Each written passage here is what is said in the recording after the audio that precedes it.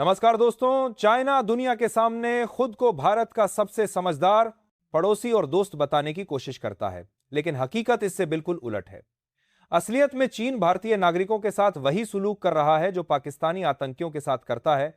हाल ही में जो घटना सामने आई उसने साफ कर दिया कि चीन की नीयत में किसी भी तरह की दोस्ती नहीं बल्कि दबाव और डर दिखाने की मानसिकता भरी है। और भारत ने भी इस बार चीन की इस हरकत का कड़ा जवाब देने में जरा सी देर नहीं की। दरअसल यह पूरा मामला शंघाई एयरपोर्ट का है, जहां पर चीन ने एक भारतीय महिला के साथ ऐसा बर्ताव किया जिसे सुनकर किसी का भी खून खौल जाए। यह महिला खासतौर से अरुणाचल प्रदेश से आती है और इन्हें सिर्फ इसलिए टॉर्चर किया गया क्योंकि इन्होंने अरुणाचल को चीन का हिस्सा मानने से साफ इनकार कर दिया। रिपोर्ट्स के अनुसार 21 नवंबर को प्रेमा वोंगज थुंडक नाम की यह भारतीय महिला लंदन से जापान जा रही थी और ट्रांजिट फ्लाइट के दौरान वे शंघाई एयरपोर्ट पर उतरी थी। लेकिन एयरपोर्ट पहुंचते ही इमिग्रेशन के दौरान चीन ने उन्हें हिरासत में ले लिया। अब हिरासत में लेने की वजह और भी हैरान कर देने वाली थी। उनके पासपोर्ट पर स्पष्ट रूप से उनका एड्रेस अरुणाचल प्रदेश का लिखा था और इसी बात पर चीनी अधिकारियों ने सवाल उठाना शुरू कर दिया। चीनियों ने प्रेमा से कहा कि उनका एड्रेस गलत है और अरुणाचल भारत का नहीं बल्कि चीन के अधिकार क्षेत्र में आता है, इसलिए उन्हें अपना पासपोर्ट एड्रेस बदलवाना चाहिए। इस पर प्रेमा ने साफ कहा कि वे बचपन से इसी एड्रेस पर रहती हैं और यह भारत के अरुणाचल प्रदेश का अभिन्न हिस्सा है, जिस पर चीन अपना दावा कैसे कर सकता है। बस यहीं से बहसबाजी शुरू हो गई और जब चीनियों के पास प्रेमा के सवालों का कोई जवाब नहीं बचा तो उन्होंने भारतीय पासपोर्ट को ही अमान्य बताना शुरू कर दिया। यही नहीं रुके बल्कि प्रेमा का मजाक उड़ाया गया, अपमान किया गया और यहां तक कि उन्हें खाने जैसी बुनियादी सुविधा तक नहीं दी गई। चीनियों ने भारतीय महिला प्रेमा को लगभग 18 घंटे तक हिरासत में रखा और यह वही गलती थी जो चीन पर बाद में भारी पड़ने वाली थी।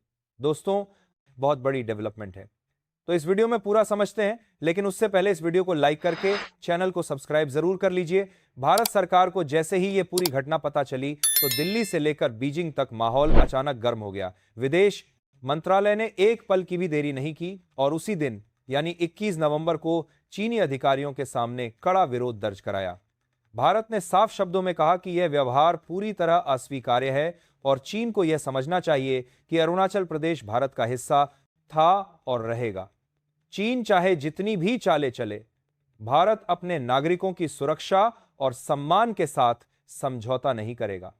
भारत ने आगे कहा कि अंतर्राष्ट्रीय यात्रा के मानकों के अनुसार अरुणाचल प्रदेश के लोग बिल्कुल वैध भारतीय पासपोर्ट पर दुनिया में कहीं भी यात्रा करने का अधिकार रखते हैं।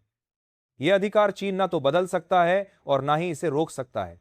चीन को यह बात ध्यान रखनी चाहिए कि अगर वह भारतीय नागरिकों के साथ ऐसा दुर्व्यवहार करेगा तो भारत भी चुप बैठने वालों में से नहीं है।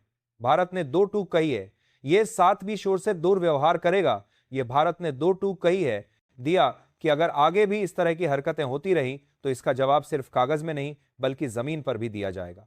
इस कड़े विरोध के बाद चीन ने सफाई देने की कोशिश शुरू कर दी। चीनी विदेश मंत्रालय ने कहा कि किसी को हिरासत में नहीं लिया गया और यह सब सिर्फ कानूनी प्रक्रिया का हिस्सा था। चीन ने यह भी कहा कि भारत इसे जरूरत से ज्यादा गंभीरता से ना ले, लेकिन भारत ने चीन की सफाई को सीधा खारिज कर दिया और भारत ने कहा कि अपने नागरिक की गरिमा पर हमला किसी भी अंतर्राष्ट्रीय प्रक्रिया का हिस्सा नहीं हो सकता। प्रेमा के साथ जो हुआ वह अपमान था और भारत इस अपमान को किसी भी कीमत पर अनदेखा नहीं करेगा। अब यह मामला अंतर्राष्ट्रीय स्तर पर भी उठने लगा है और कई देश साफ तौर पर देख रहे हैं कि चीन किस तरह दबाव बनाने की कोशिश में यात्रियों के साथ दुर्व्यवहार कर रहा है। यह वही चीन है जो बातचीत की टेबल पर शांति और दोस्ती की बातें करता है, लेकिन अंदर ही अंदर ऐसे कदम उठाता है जिससे लोगों की सुरक्षा और सम्मान खतरे में पड़ जाते हैं। चीन की इस घटना ने साफ कर दिया कि वह सिर्फ दावा करता है कि वो भारत का दोस्त है, लेकिन असलियत में हर मौके पर भारत को कमजोर दिखाने की कोशिश करता है। अब भारत ने अपने नागरिकों को भी आगाह कर दिया है कि जो भी लोग अरुणाचल प्रदेश से चीन की यात्रा करने वाले हैं वे इस बात का विशेष ध्यान रखें कि चीन उनके साथ भी ऐसी हरकत करने की कोशिश कर सकता है, क्योंकि जिस तरीके से प्रेमा के साथ व्यवहार किया गया वह किसी भी आधुनिक देश के व्यवहार जैसा नहीं लगता, बल्कि यह दिखाता है कि चीन हर उस चीज पर दबाव बनाना चाहता है जिसे भारत अपना अधिकार मानता है। ऐसे में यात्रियों को सतर्क रहना जरूरी है ताकि वे किसी भी तरह की परेशानी में ना फंसे। भारत ने यह भी स्पष्ट कर दिया है कि अपने नागरिकों की सुरक्षा और सम्मान को चोट पहुंचाने वाली हर घटना का जवाब दिया जाएगा, चाहे वह कूटनीति के स्तर पर हो या जरूरत पड़े तो और भी कड़े कदम क्यों ना उठाने पड़े। चीन को यह बात समझनी होगी कि भारत अब वह देश नहीं जो चुपचाप अन्याय सह ले। आज भारत दुनिया के सामने मजबूती से खड़ा है और हर नागरिक की गरिमा को सर्वोच्च मान्यता है। प्रेमा के साथ जो हुआ वह न सिर्फ एक महिला का अपमान था, बल्कि भारत की संप्रभुता को चुनौती देने की कोशिश थी।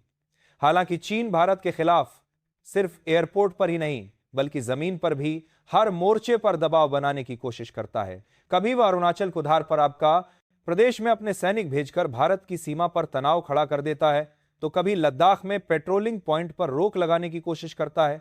पिछले कुछ वर्षों में चीन ने लाइन ऑफ एक्चुअल कंट्रोल पर कम से कम 50 बार घुसपैठ की कोशिश की है और हर बार भारत ने इसे रोका है।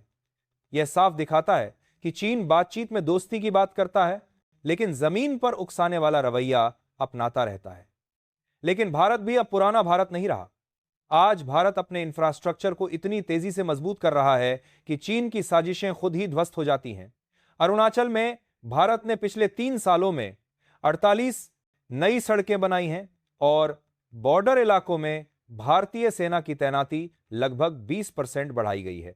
यही वजह है कि चीन 2023 की सेना अब भारत के सामने पहले जैसा दबाव नहीं बना पा रही है।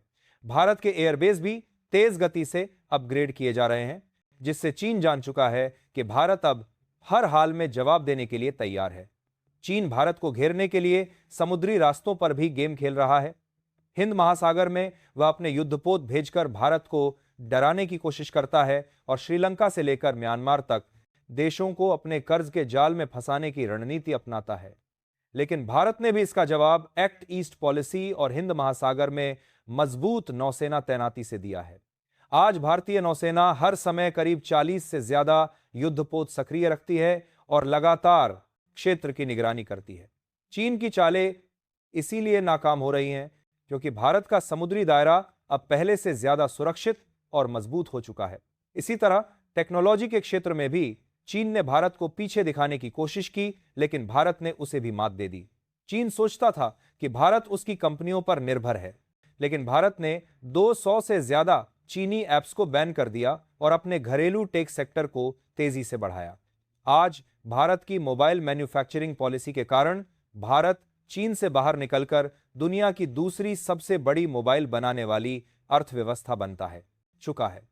यह वही हिस्सा है जहां चीन सोचता था कि भारत टिक नहीं पाएगा, लेकिन भारत ने उल्टा चीन को ही पीछे धकेल दिया। यानी ऐसे में अगर चीन दोबारा भारतीय महिला के साथ दुर्व्यवहार करके भारत को डराने की कोशिश कर रहा है, तो उसे यह याद रखना चाहिए कि भारत को दबाना अब किसी भी देश के बस की बात नहीं है। बाकी आपको क्या लगता है कि भारत ने चीन को कड़ी प्रतिक्रिया देकर सही काम किया है या नहीं? अपनी राय कमेंट में जरूर बताएं। अगर वीडियो पसंद आए तो लाइक और शेयर करना बिल्कुल मत भूलना और ऐसे ही खबरों से अपडेटेड रहने के लिए चैनल को सब्सक्राइब करके बेल आइकन को ऑल पर जरूर सेलेक्ट करें।